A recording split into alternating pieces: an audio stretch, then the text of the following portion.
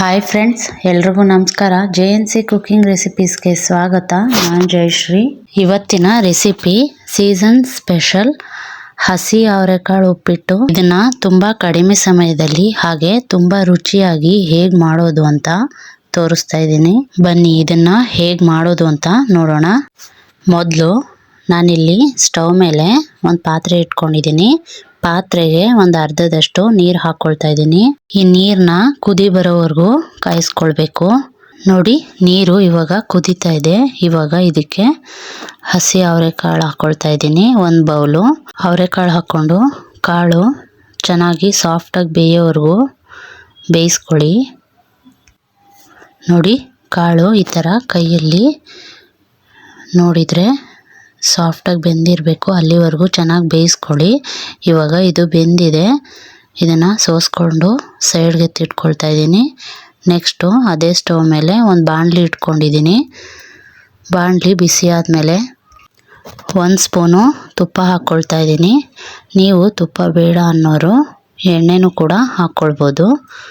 ತುಪ್ಪ ಹಾಕ್ಕೊಂಡು ತುಪ್ಪ ಬಿಸಿ ಆದಮೇಲೆ 2.5 ಕಪ್ಪು ಮೀಡಿಯಮ್ ರವೆ ಹಾಕ್ಕೊಳ್ತಾ ಇದ್ದೀನಿ. ರವೆನ ಚೆನ್ನಾಗಿ ಹುರ್ಕೊಳ್ಬೇಕು. ಕೈ ಬಿಡ್ದಂಗೆ ಮೀಡಿಯಮ್ ಫ್ಲೇಮ್ನಲ್ಲಿ ಇಟ್ಕೊಂಡು ರವೆನ ಚೆನ್ನಾಗಿ ಹುರ್ಕೊಳ್ಳಿ. ರವೆ ಕಲರ್ ಚೇಂಜ್ ಆಗಿ ಕೆಂಪಗಾಗೋವರೆಗೂ ಚೆನ್ನಾಗಿ ಹುರ್ಕೊಳ್ಳಿ. ಒಂದು 5 ನಿಮಿಷ ಈ ಥರ ಕೈ ಬಿಡ್ದಂಗೆ ಹುರ್ಕೊಳ್ಳಿ. ರವೆನ ಇವಾಗ ಚೆನ್ನಾಗಿ ಹುರ್ಕೊಂಡಿದ್ದಾಗಿದೆ. ಇದನ್ನು ಒಂದು ಪ್ಲೇಟ್ಗೆ ಎತ್ತಿಟ್ಕೊಳ್ತಾ ಇದ್ದೀನಿ. ನೆಕ್ಸ್ಟು ಸ್ಟವ್ ಮೇಲೆ ಒಂದು ಬಾಣಲಿ ಇಟ್ಕೊಂಡು ಬಾಣಲಿ ಬಿಸಿ ಆದಮೇಲೆ 3 ಅಥವಾ 4 ಸ್ಪೂನು ಅಡುಗೆ ಎಣ್ಣೆ ಹಾಕ್ಕೊಳ್ತಾ ಇದ್ದೀನಿ. ಎಣ್ಣೆ ಬಿಸಿ ಆದಮೇಲೆ ಒಂದು ಅರ್ಧ ಟೀ ಸ್ಪೂನ್ ಸಾಸಿವೆ ಮತ್ತು ಒಂದು ಅರ್ಧ ಟೀ ಸ್ಪೂನ್ ಜೀರಿಗೆ ಹಾಕ್ಕೊಳ್ತಾ ಇದ್ದೀನಿ. ಹಾಕ್ಕೊಂಡು ಸ್ವಲ್ಪ ಫ್ರೈ ಮಾಡ್ಕೊಳ್ಳಿ.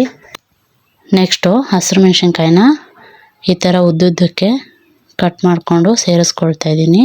ಖಾರಕ್ಕೆ ಎಷ್ಟು ಬೇಕೋ ಅಷ್ಟು ನೋಡಿ ಹಾಕ್ಕೊಳ್ಳಿ. ನಾನೊಂದು 8 ತಗೊಂಡು ಹಾಕ್ಕೊಳ್ತಾ ಇದ್ದೀನಿ. ನೆಕ್ಸ್ಟು ಸ್ವಲ್ಪ ಕರಿಬೇವು ಹಾಕ್ಕೊಳ್ತಾ ಇದ್ದೀನಿ.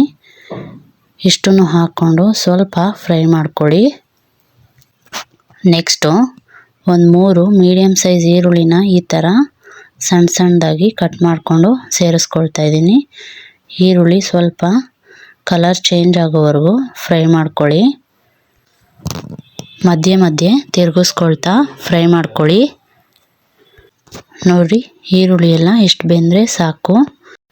ನೆಕ್ಸ್ಟು ಇವಾಗ ಟೊಮೆಟೊನ ಈ ಥರ ಸಣ್ಣದಾಗಿ ಕಟ್ ಮಾಡಿಕೊಂಡು ಸೇರಿಸ್ಕೊಳ್ತಾ ಇದ್ದೀನಿ. ಟೊಮೆಟೊ ಸಾಫ್ಟ್ ಆಗೋವರೆಗೂ ಚೆನ್ನಾಗಿ ಫ್ರೈ ಮಾಡ್ಕೊಳ್ತಾ ಬೇಯಿಸ್ಕೊಳ್ಳಿ. ರುಚಿಗೆ ತಕ್ಕಷ್ಟು ಉಪ್ಪು ಹಾಕ್ಕೊಂಡು ಚೆನ್ನಾಗಿ ಮಿಕ್ಸ್ ಮಾಡ್ಕೊಳ್ತಾ ಬೇಯಿಸ್ಕೊಳ್ಳಿ. ನೆಕ್ಸ್ಟು ಬೇಯಿಸಿಟ್ಕೊಂಡಿದ್ವಲ್ಲ ಅವರೆಕಾಳು, ಅದನ್ನು ಹಾಕ್ಕೊಳ್ತಾ ಇದ್ದೀನಿ. ನೆಕ್ಸ್ಟು ಒಂದು ಅರ್ಧ ಹಿಡಿ ಸಬ್ಸಿಗೆ ಸೊಪ್ಪನ್ನ ಈ ಥರ ಸಣ್ಣ ಸಣ್ಣದಾಗಿ ಕಟ್ ಮಾಡಿಕೊಂಡು ಸೇರಿಸ್ಕೊಳ್ತಾ ಇದ್ದೀನಿ. ಅವರೆಕಾಳು ಉಪ್ಪಿಟ್ಟಿಗೆ ಸಬ್ಸಿಗೆ ಸೊಪ್ಪು ಹಾಕ್ಕೊಳ್ಳೋದ್ರಿಂದ ರುಚಿ ತುಂಬ ಚೆನ್ನಾಗಿರುತ್ತೆ. ಒಂದು ಸಲ ಹಾಕ್ಕೊಂಡು ಈ ಥರ ಮಾಡಿ. ಇವಾಗ ಸೊಪ್ಪು ಹಾಕ್ಕೊಂಡು ಚೆನ್ನಾಗಿ ಮಿಕ್ಸ್ ಮಾಡ್ಕೊಳ್ಳೋಣ. ಮಿಕ್ಸ್ ಮಾಡ್ಕೊಂಡ್ಮೇಲೆ ಈ ಕಾಳು ಮತ್ತು ಸೊಪ್ಪಿಗೆಲ್ಲ ಉಪ್ಪು ಖಾರ ಹಿಡಿಯಲಿ. ಅದಕ್ಕೋಸ್ಕರ ಒಂದು ಪ್ಲೇಟ್ ಮುಚ್ಚಿ 1 ನಿಮಿಷ ಬೇಯಿಸ್ಕೊಳ್ಳೋಣ. ನೋಡಿ, ಇದಿಷ್ಟು ಪದಾರ್ಥ ಚೆನ್ನಾಗಿ ಬೆಂದಿದೆ. ಇವಾಗ ಇದಕ್ಕೆ ನೀರು ಹಾಕ್ಕೊಳ್ತಾ ಇದ್ದೀನಿ.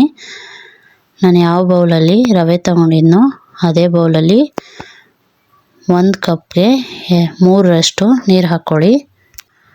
ನೀವು ಯಾವ ಅಳತೆಗೆ ತೊಗೊಂಡಿರ್ತೀರೋ ಅದೇ ಅಳತೆಯಲ್ಲಿ 3ರಷ್ಟು ನೀರು ಹಾಕ್ಕೊಳ್ಳಿ. ನಾನು ಬಿಸಿನೀರು ಹಾಕ್ಕೊಂಡಿದ್ದೀನಿ. ಬಿಸಿನೀರು ಹಾಕ್ಕೊಳ್ಳೋದ್ರಿಂದ ಬೇಗ ಆಗಿಬಿಡುತ್ತೆ.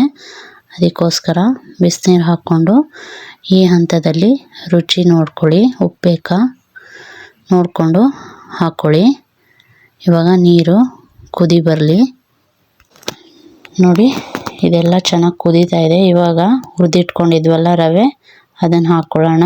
ರವೆನ ಈ ಥರ ಸ್ವಲ್ಪನೇ ಹಾಕ್ಕೊಂಡು ತಿರುಗಿಸ್ಕೊಳ್ತಾ ಹಾಕ್ಕೊಳ್ಳಿ. ಇಲ್ಲಾಂದರೆ ಗಂಟಾಗ್ಬಿಡುತ್ತೆ.